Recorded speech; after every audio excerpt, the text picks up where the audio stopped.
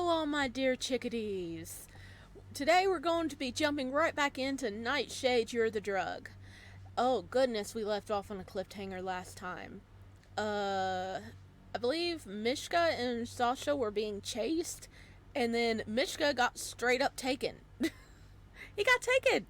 He got taken away from us. Oh goodness. So poor Sasha is now on his own, and I don't know what on earth happened to Mishka. Hopefully he's okay and we can rescue him, because oh my gosh.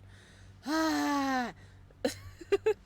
Okay, this is part 3. Or wait, no. This is part 4. If you haven't seen the other 3 parts, they are up on my channel, so I suggest you hop on over and check it out for you're up to speed on what's going on. Now, without further ado, we're going to jump on in. Okay. Continue. I believe it was here.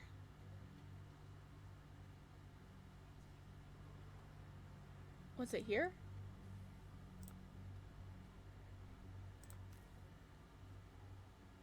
I think this is where we left off. The afternoon sun beat down on the old playground and laughter echoed through the clearing. A group of rowdy kids elbowed each other to get to the monkey bars, sprinting past the swings where one boy sat alone. Oh, look at him! Is that baby Mishka? Oh. His hair was scruffy and brown, and the tips of his shoes could barely touch the ground as they scored the sand beneath him. The rough crunch of dirt grew louder as another child ran up to the lone boy. And baby Sasha! Oh my gosh, look how much taller Sasha is than Mishka. Oh, he's got a little scorpion shirt on. You're new. The boy's low gaze fixed on a pair of tennis shoes standing in front of him. He looked up. Oh, I've never seen you before. I'm here, like, every day. Out of breath from the jog over, the kid gasped the words between his panting. I just moved here. He looked back down, his fingers fumbling with the chains of his swing.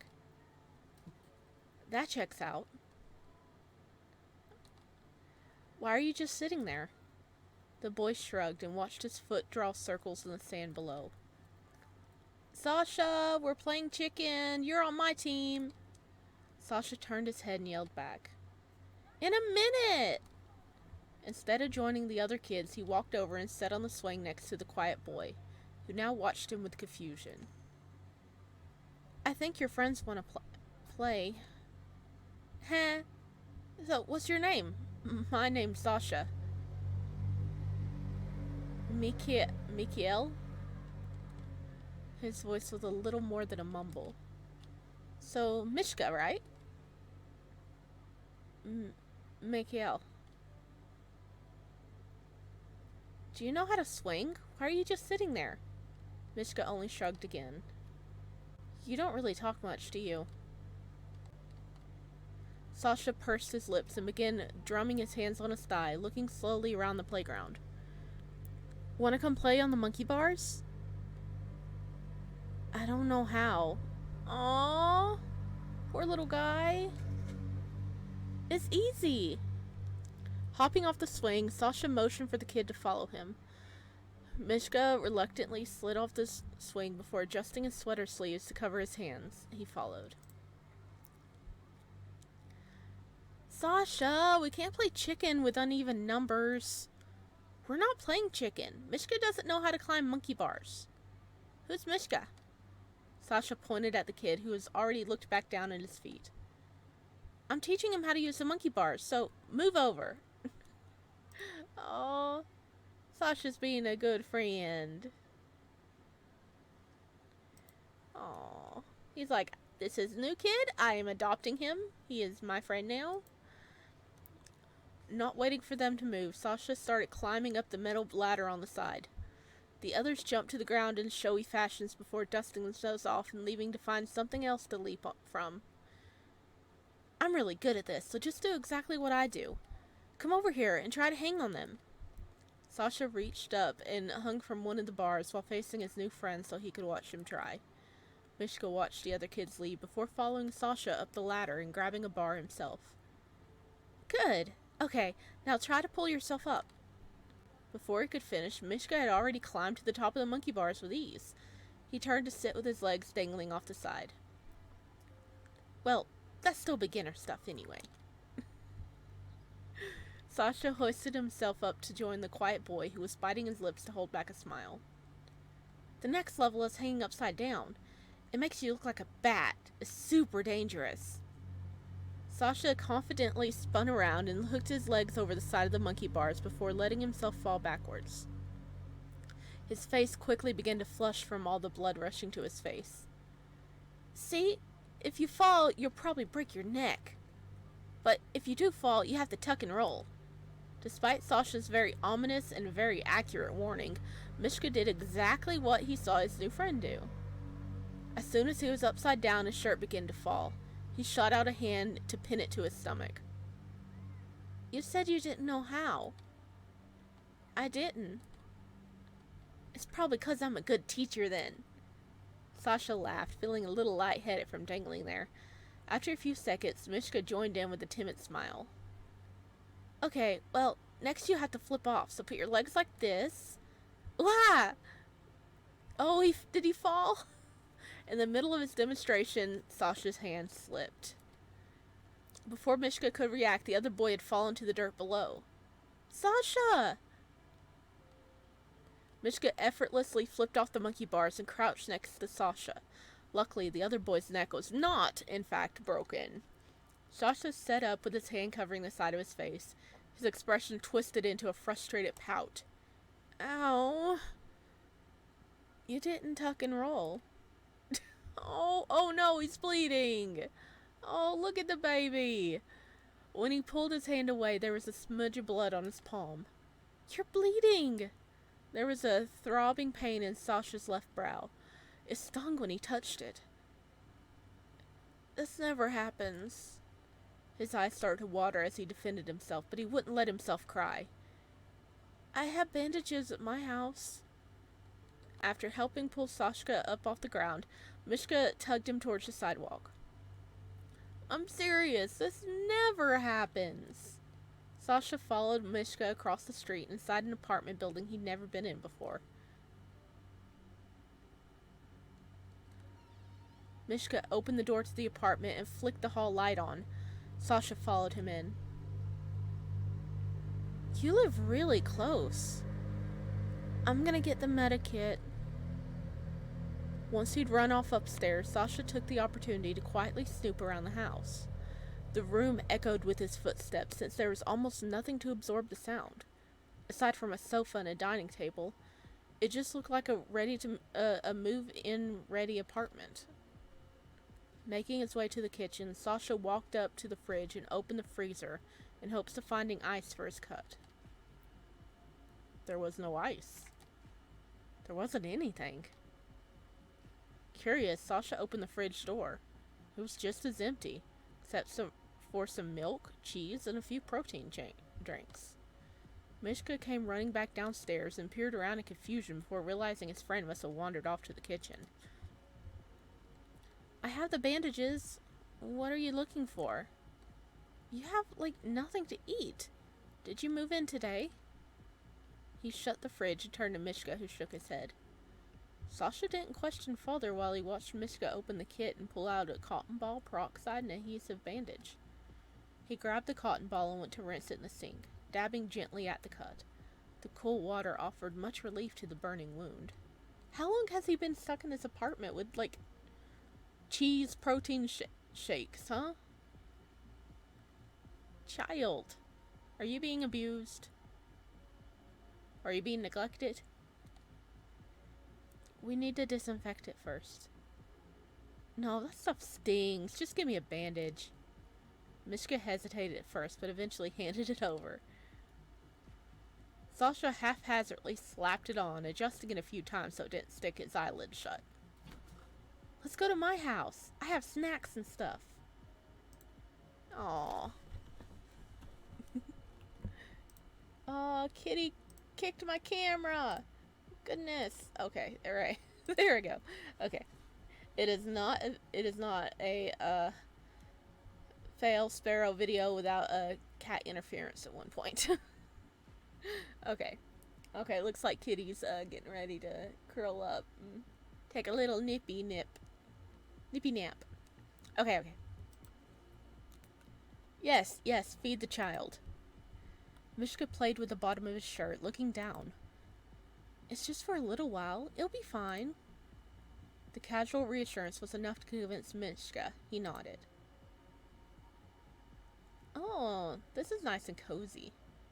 With the afternoon easing into dusk, both boys walked down the street and around the corner to Sasha's apartment building.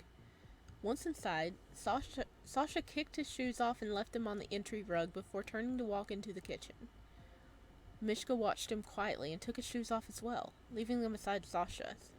Oh, that's why he was so good at things, because he's really good at like watching and learning, isn't it? Isn't he? The kitchen was small, but every inch of counter space had something on it. Bread, cooking spoons, chip bags, nuts, a mixer, a bit of everything, really. In practiced fashion, Sasha grabbed a few bags, shoved a licorice rope in his mouth, and pulled a box of pre-made sandwiches from the fridge. Taking that as permission to follow, Mishka plopped himself down on the living room floor next to Sasha. The other boy spread out his collection of goodies. Sasha pulled the licorice against his teeth until a large piece snapped off. He offered it to Mishka. Here, try these. As Sasha smacked away, Mishka took a small bite, which turned into a few bites until the stick was gone. Oh, he's blushing. I think he likes it. The watermelon ones are my favorite, but the cherry is okay too. Do you like Dragon Lad? I have the first and second games. I'm almost done unlocking all the different levels. I've never played it before. It's so fun. Here, I'll show you. There's this one level where you're flying through a volcano, and Sasha continued talking as he booted up the game system. Mishka pulled his legs in and watched the screen. The front door opened once more. Sasha, you here? Oh, his mom's got green hair like he does. Sasha yelled back. Living room. His mom made her way around the corner. She smiled at the boys while she began undoing her earrings. I thought I heard two voices in here. Who's your new friend? This is Mishka. He just moved here. Mishka pulled his legs in tighter. Well, hi Mishka. Are you staying with us for dinner? Unsure how to answer, Mishka timidly shrugged. I'll just make a whole pot anyway. Oh, Sasha. She stopped to pull a handful of colorful packages from her bag, giving them a gentle toss onto the carpet. Sasha's eyes lit up as he raced over to scoop them all up. My cheetah gum! Don't forget to share it. Sasha turned to share his gum, but there was no one there. He looked around. Mishka? He stood up and walked to the kitchen to see Mishka had slipped inside when he wasn't looking. It was just his mom setting a pot on the stove. Mom, have you seen Mishka? Sasha frowned. Mom? What's going on?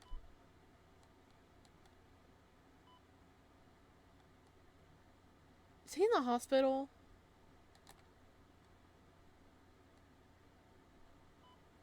Oh, he is in the hospital. Yeah, oh, yeah, that is right. He got hurt pretty good, didn't he?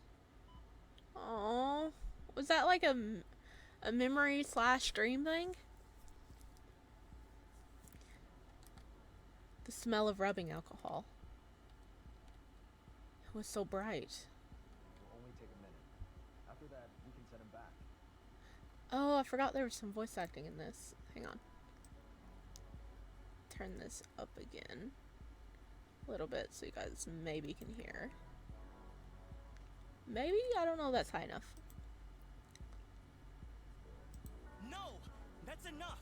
You stay out of that room, Dima!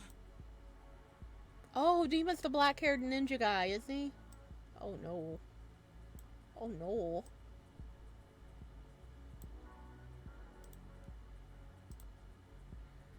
I need you to calm down, Pav. Any information he might have could help us lead to Mishka. We need... Hasn't he been through enough? We have other things we need to focus on right now. Oh, he is beat up. That looks like a bruise up there and... Oh, goodness.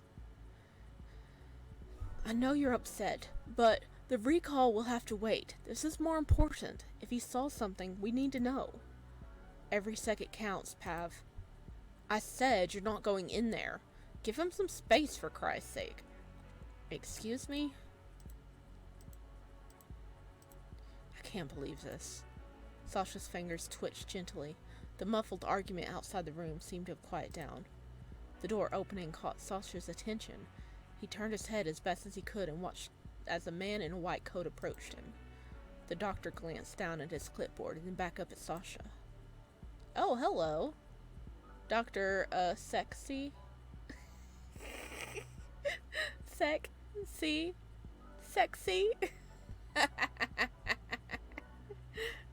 How are you feeling, Alexander? Sasha shook his head and groaned in protest. Please. Just... Sasha. Sasha it is. I always preferred shorthand, anyway. My name is Dr. Sexy. I'm, just coming in here to check on you. Let you know what we're doing. Looks like your vitals are a bit better than last night, so that's good. Sasha tilted his head up to see the ECG machine beeping nearby. Every inch of his body ached. He weakly tried to shift between the layers of blankets piled on top of him and grimaced. It hurts a lot. I'll bet. You got some bruising, a concussion, and a sprained wrist. You also had a tiny bit of internal bleeding, but don't worry. We fixed you right up and you're as good as new. Well, maybe not as good as new, but we certainly have no concerns about your recovery. Where am I? All he could see outside his window was the tip of Strex's tower. You're in Strex's private hospital, right at the heart of HQ. In your condition, there's no place you'd rather be than here, trust me. Glancing back down at his charts, the doctor patted the railing on the side of the bed. We'll get you some more painkillers and keep you a little longer for observation, just to make sure that concussion's under wraps. Need anything? Sasha shook his head and stared at his feet. The pit of his stomach felt hollow and empty, and nausea threatened at the back of his jaw. The doctor looked away and sighed softly. Just then, the sliding door to Sasha's room opened it again. This time, a larger man with navy hair and an eye patch walked in. Good afternoon, Dima. Hey. Oh, I got him confused. This is Dima. Hello? Good afternoon. Am I interrupting? Dima drew near and stood at the end of the bed, eyeing Sasha, not waiting for the doctor's response. No. I was just telling Sasha here to rest up in a stress-free environment. No stress, Dima. None. No stress. I don't think we've met Dima yet, have we? The doctor raised his eyebrows with a fiend smile and stared knowingly at Dima, a little longer than was comfortable. He's like, you're a troublemaker. You're a troublemaker. Do not stress out my patient. I mean it. Dima gave a soft laugh and nodded. All right. No stress.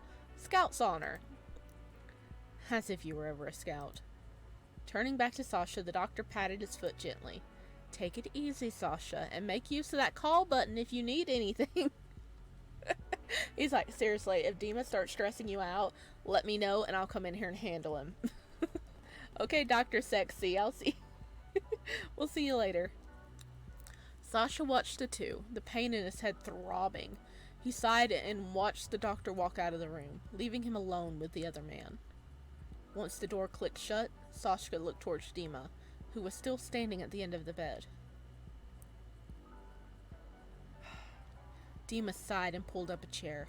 Setting it at the bedside, he sat down and leaned in on his knees. How are you feeling? Seriously? How am I feeling? Are you serious? Dima looked away. Look, I feel like shit.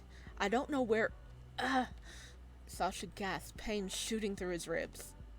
I don't know where I am, or where my friend is, or... His fist balled into the fabric of the bed sheets and gripped them tightly. Who are you, even? Who are these people? Where's Mishka? The ECG monitor behind him began to beat faster, and Sasha's neck felt hot and tingly. His breathing was heavy, and tension in his brows made his headache even worse. Sasha. Sasha, please, calm down. Dr. Sexy's gonna murder me.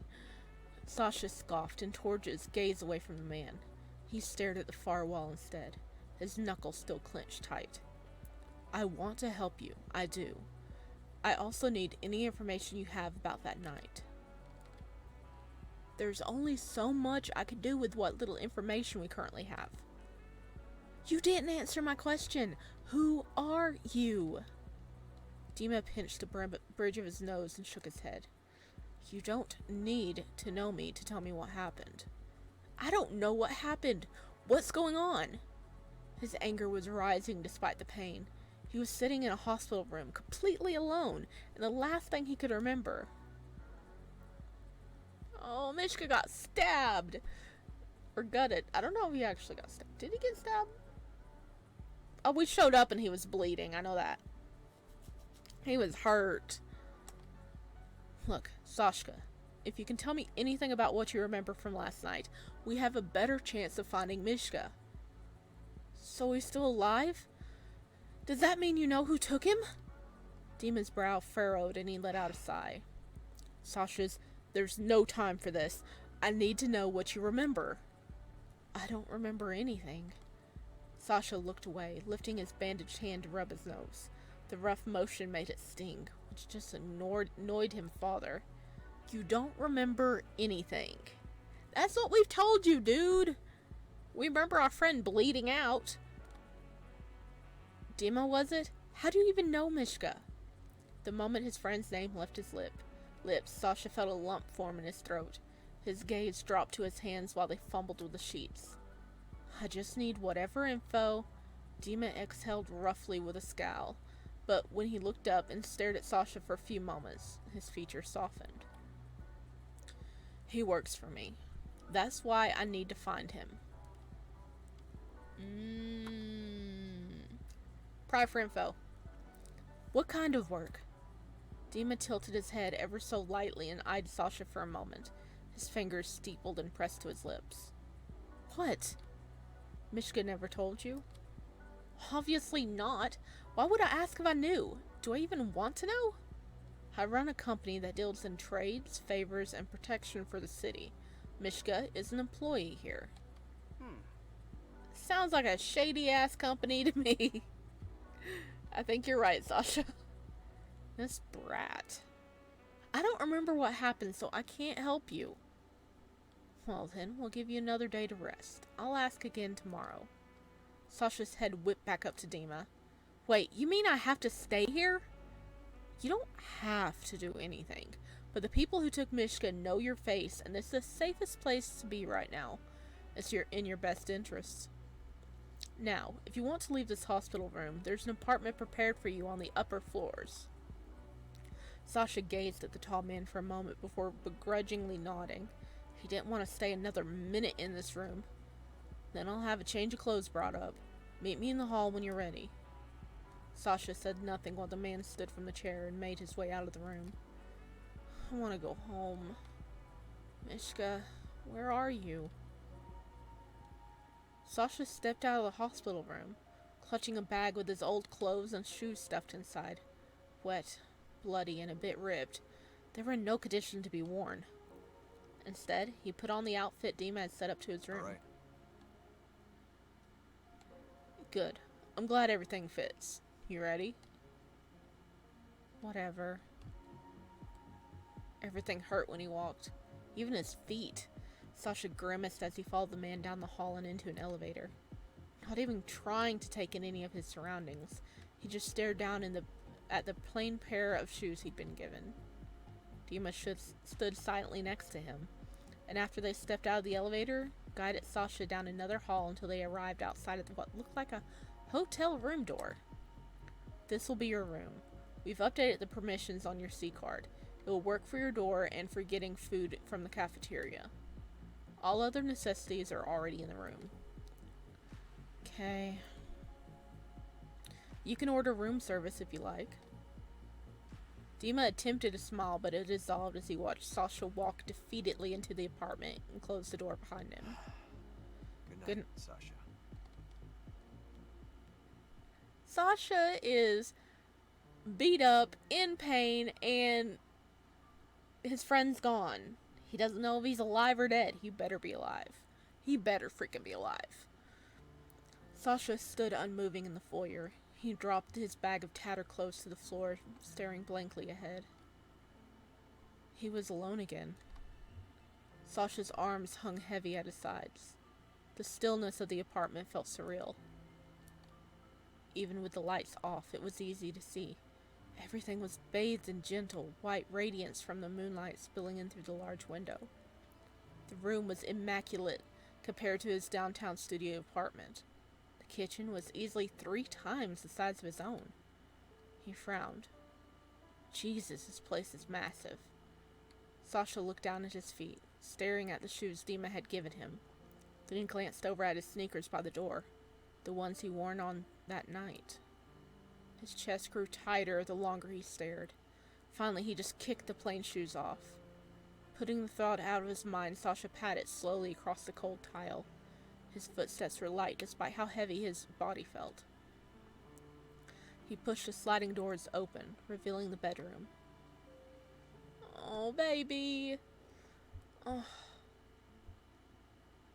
And he's got to be feeling so bad. Oh, look.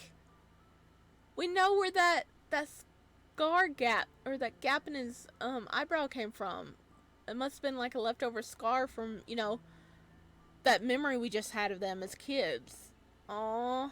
Dude, you should have put the disinfectant on it to get rid of the germs. Maybe it wouldn't have scarred. But okay. It's okay. Pat, pat, pat, pat, pat. Poor baby. The sight of the large bed made Sasha's body feel even heavier. His legs moved on their own, carrying him over to the bed where he flopped down. He didn't even bother crawling beneath the covers, simply curled up on top of them. Sasha closed his eyes, hoping he'd fall asleep quickly, but he didn't. Behind closed eyelids, Sasha imagined being in his room, on his cheap bed. The sound of his TV would be playing in the background.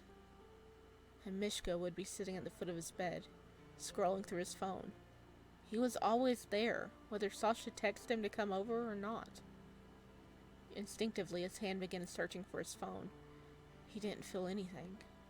Sasha's eyes shot open as he lifted his head to look around. Fuck, where's my phone? Is there anything else the universe wants to take from me? Oh, he's crying. Deep down, he already knew it was back in that alley. He laid his head back down on the pillow. He'd give Mishka a million keys to his apartment if it meant not feeling like this. Feelings of sadness, fear, and confusion were rushing in, and his heart began to race. Tears blurred his vision, and a whirlwind of thoughts and emotion overwhelmed him. He curled up tighter.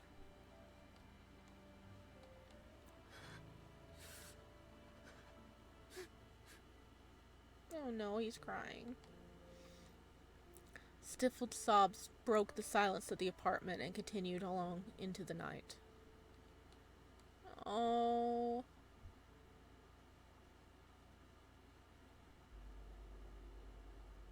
Oh no. Okay, I hate to do this, but we're leaving this part here. Yeah, I know, it's a bit shorter than normal, but oh goodness, it seems like a good stopping point. Oh my gosh, that poor... Oh. Well, we know Sasha's okay-ish. He's still got like a concussion and, a hurt wrist and stuff and a lot of pain. But where did they take... Why did those people kidnap Mishka? Where's he at? Is he okay? Is he alive? He better be alive. He should be alive, right? Right? The game wouldn't do that to us. No. They wouldn't. Right? Right? Okay.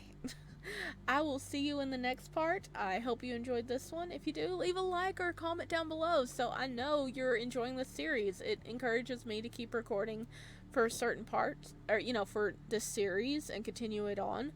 And I will see you in the next one. Bye.